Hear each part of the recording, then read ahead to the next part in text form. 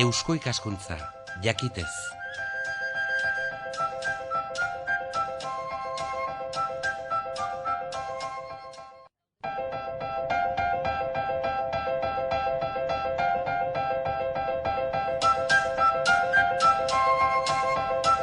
Kulturarloa Euskal Herria irratian. Eusko ikaskuntzarekin batera kulturgintzaren zabalkundea eginez. Solaskide Jose Mari Sestorein dugu, gaia Marta Maitea olerki liburua. Olerkaria Mikel Martí y Pol, Kataluniarra. Jose Mari Sestoreinek euskaratu du lan hau eta denon artean zigiluak argitara eman berria du.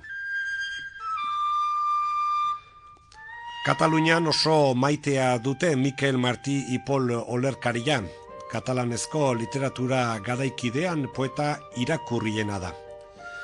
Aste gutxi batzu barru liburu honen, euskaraz eginiko honen jendaurreko aurkezpena egiteko tandabiltzabena, zain egon gabe aurre hartu nahi izan dugu Jose Mari Sestorenekin hitz eginez.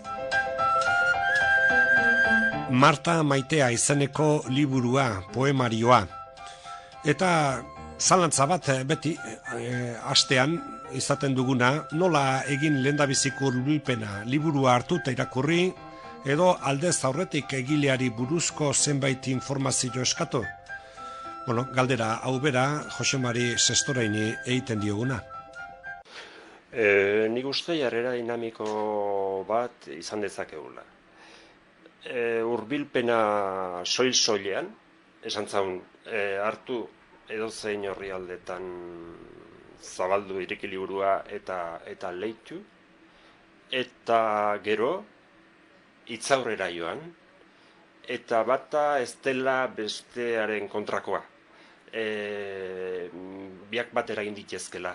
Eta alderantziz, indezakegu hasi hitzaurretik eta jarraitu, eta horrek badu bere logika alde hontatik. Poetak bere jarrera adierazten du, baina ez bakarrik hori, saiatzen da irakurlea liluratzen, hasieratik. Alde hortatik, jakinen ginuke, nolabait liburuaren egituraren eta munduaren, poetaren munduaren nondik norakoa. Orduan, bi aukera daude. Bata esan zaun argi eta garbi sartu nahi den lekuan, eta nik uste horrek balio duela. Eta bestela, hitzaurrera jo, eta hitzaurrean zer dion leitu, eta hortik aurrea jarraitu nahi dugun lekutik.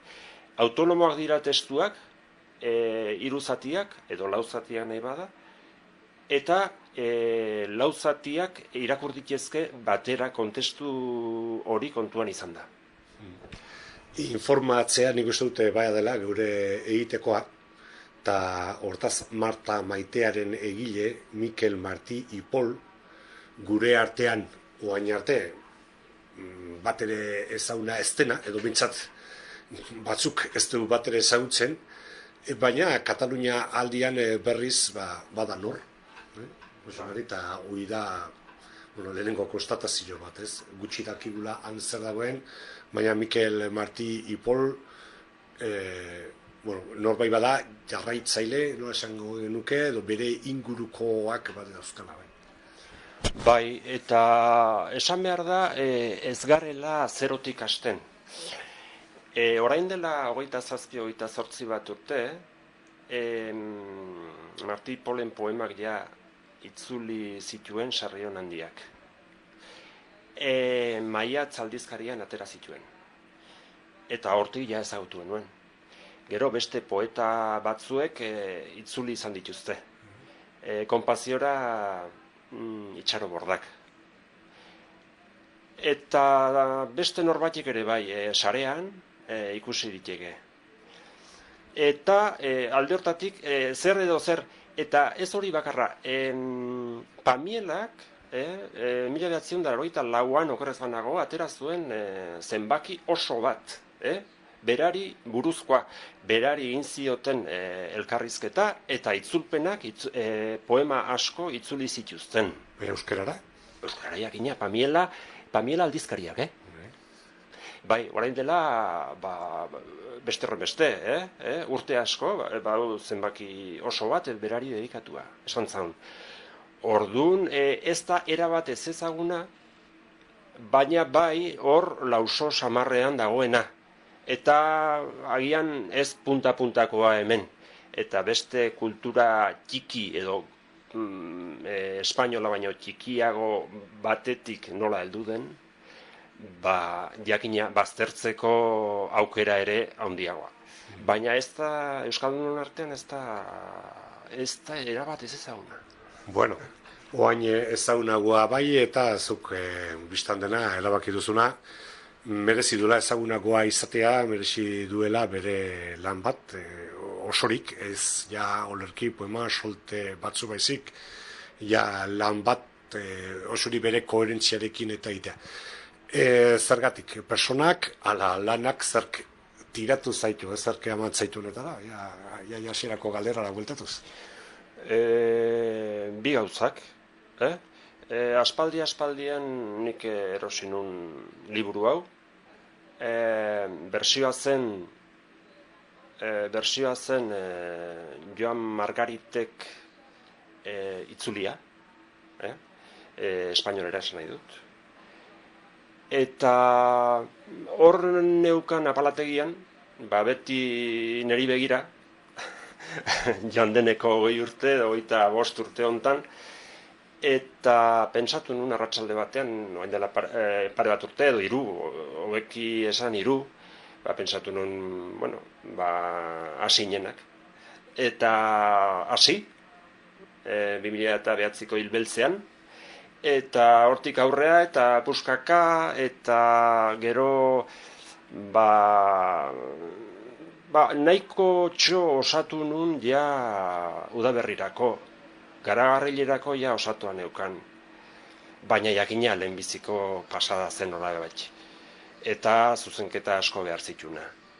Baina, halabear eta jakin zuten hau editore batzuk, eta hasi ziren tiraka edo bazterrak nahasten. Eta, bakizu, poesia argitaratzea oso zaila da.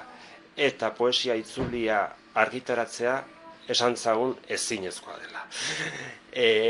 Gainera itzultzaileek ez badu izenik edo itzalik. Aidan ere kasua. Eta orduan, hala ere, ni segitu nun, eta segitu nun, oraintsu arte, eta orduan zenlitekoek eskaini zidaten aukera zera argitaratzeko, eta ja hasi ginen martxan, orain dela hilabete batzuk, eta oraintxe arte. Olerkiak, katalaneraz idatziak lehendabizi, orain euskaratuak. Mikel Martí y Pol egilea, Marta Maitea. Jose Mari Sestorenekin hizketan aria da. Eta orain bai hartu liburua eta horretan zer aurki lezake irakurleak, nola arrastoan jarri irakurle izan litekena, Jose Mari Sestorein. Bai, zalantzarik gabe egilea dago alde guztietatik eta persona bakoitzak eta poetek dituzten alde guztietatik begiratuta. Baina, poesiak zerbait egiten baldin badu, prosak ere bai jakina, baina poesiak ere bai, modu esan zagun bereziago batean, esnatzen ditu lo zorroan, gure barrenean, zeuden hainbat mundu. Eta aipa dezagun nola den berak aipatzen duen, daitezkeen kolore guztiak.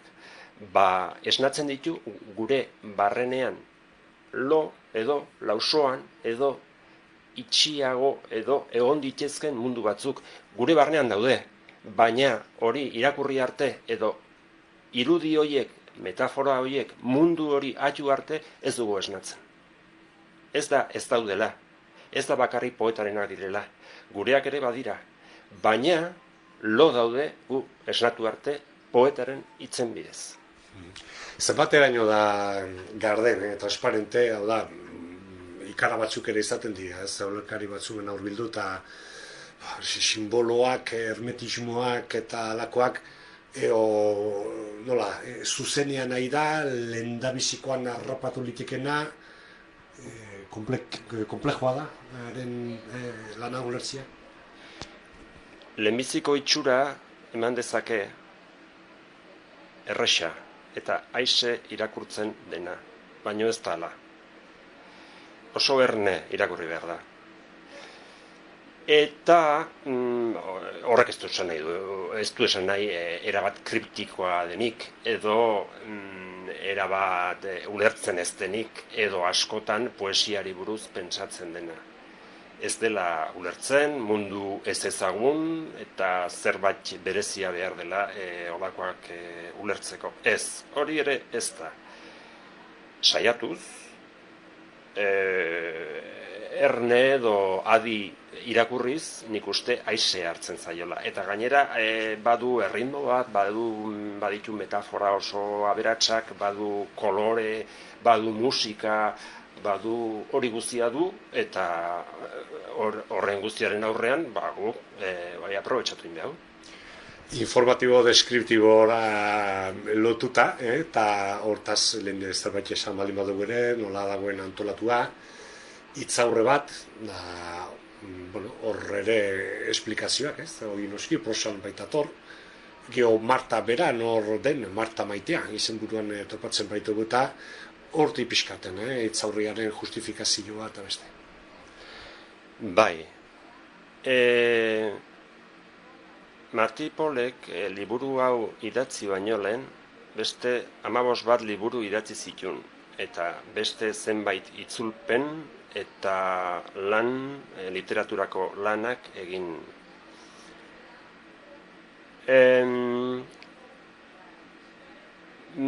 Baina, liburu hontan idatzi zuen lehenbiziko hitzaurrea, bere liburuentzat lehenbiziko hitzaurrea. Eta zergatik, bere egoera personala gaizki nola ehondu zen 7 urtean, hori adierazi behar zuen, eta zergatik saiatu behartzun egoera hori gainditzen. Egoera jakina onartzeko eta esantzagun gainditzeko zaila. 7 urte horietan ezin izan zuelako idatzi. Bai, bera jarraitu zuen beti idazten, baina nolabait azken pausoa edo gaitzaren aurrean, gaitzaren onarpena eta horren aurreko jarrera sendoa 7 urtera hartu zuen. Hori guztia kosta zitzaion. Hasia zen lehendik, eta aurreko liburuetan ere bai. Baina nolabait hemen leherketa, eta berak esaten du, askotan leherketa, eta gauza guztien leherketa, eta horren leherketa ere bai. Eta hortxe azalpena gina. Eta gero poema dira, olerkiak, multzoka elkarren artean koherente direnak. Bai. Beste 3 zati esan dugun bezala. Lehenbiziko zatiak izena du urteurreneko 7 poema. Orduan zati hortan, berak adierazten du, lehenbiziko 3 poemetan, oraindik ere nolabait, ez du erabat gainditu egoera latzori, bere egoera latzori. Baina laugarrenetik aurrera, hasten da bizitza, eta hasten dira esan duguna koloreak, eta hasten da natura gehiago, eta hori guztia. Eta hori erritmo eta biziz. Hori esan zaun lehenbiziko sailari dagokionez. Bigarren sailari dagokionez, saila itxia da. Hasten da eta bukatzen da gai berarekin. Eta da neskato bat denboraren sakonetik begira duena poet. eta irri gaiztoa egiten dio gainera. Eta hor dago, eta agian batzuek identifikatzen duten Martarekin. Bueno, esan behar da, hor beste hainbat kontzeptu eta bere poetika bat garatzen duela. Eta poema batzuetan askotan aipatzen du hitza, eta hitzaren inguruko gogoeta egiten du. Eta gero poetika horren zirriborro bat esantzagun egiten dula, eta baita ere bere maitasuna adierazten du bere obrarekiko, maitasuna irakurleenganako, maitasuna oro har esantzagun generikoa. Eta bukatzen da, esan dudan bezala, neskatoarekin, neskatoa begira dago, eta hantxe dago, eta hori da, irri gaiztoz. Hirugarren puska, Marta Maitea. Hor 15 poema dira. 15 poema historia itxian, hasten dira eta bukatzen dira modu berean. Eta harreman erotiko bat kontatzen du. Harreman erotiko hori gertatzen da 7. poeman eta 12. Eta gainerakoak dira prestaketa, esan zaun, eta gero lasaitasuna, baretasuna, baina hori dena esplikatua, kolore, metafora eta musika askorekin. Ordun, hori da, funtsean liburua hoxe da. Bai, eta nik uste, beira, emandako azalpen hauekin, da informazio hauekin, pista batzuk baditugu, referentzi batzuk, eta uste animatu ere egiten gaituela, liburuan sartzera, ikusmina bintzat pistean nik uste hori dela asmoa, eta zerbait lortzen badin badugu, balioko du, ez? Ino honek, Jose Mari? Bai, nik uste liburu interesgarria dela eta ez dela asko jakin behar edo ez dela prestakizun berezirik behar olakoak irakurtzeko. Gerta daiteke beti gertatzen den bezala literatur lan guztietan hitz batzuk edo molde batzuk edo gauza batzuk ez ulertzea, baino askotan gertatzen zaigu eta ez ditugula denak ulertzen eta agian ez ditugu denak ulertu behar.